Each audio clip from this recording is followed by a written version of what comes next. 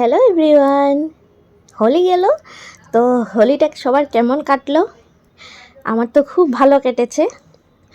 তো ছোটোখাটো করে কুহুর জন্য একটু মানিয়েছে হোলি সকালটা এইভাবে স্টার্ট করেছি। আগের থেকে কোনো প্ল্যান ছিল না। কুহু এত বায়না ধরেছে ও হোলি খেলবেই, তো ওর বাবা একটু কালার্স এনে দিয়েছে আর আমরা একটু কুহুকে নিয়ে ছোটোখাটো করে হোলি মানিয়ে নিয়েছি। তো বাইরে এনে একটু আবির রাখলাম। তারপর দেখো রাস্তা দিয়ে কত মানুষ যাচ্ছে, একটু ক্লিপ নিলাম। তারপর কুহু একটা কিছু বলছে, একটু শুনে নাও তোমরা। সবাই ভালো থাকো, ভালো ভালো থাকো সবাই। হ্যাপি হোলি। হ্যাপি হোলি। আজকে যেন এই ব্লগটা আবার কালকে আরেকটা ব্লগ নিয়ে আসবো। তারপর হোলি টোলি খেলে স্নান করে চলে এসেছি একদম পুজো দিতে।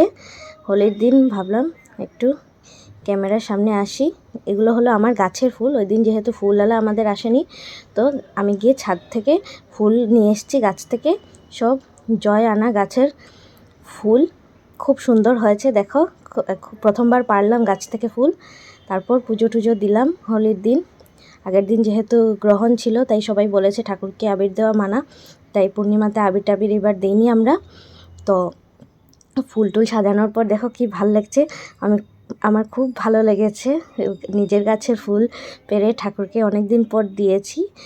আমরা মাঝখানে আমাদের গাছের ফুল টুল মানে গাছই নেই হয়ে গেছিলো, এখন আবার নতুন করে গাছ হয়েছে, কিছু ফুলও হয়েছে, ভাল লাগে। তোমাদের কেমন লাগে অবশ্যই বলবে। তো দেখি সবারই নিজের গাছের ফুল পেরে ঠাকুরকে দিতে ভাল লাগে নিশ্চয়ই, আমার তো খুবই ভালো লাগে।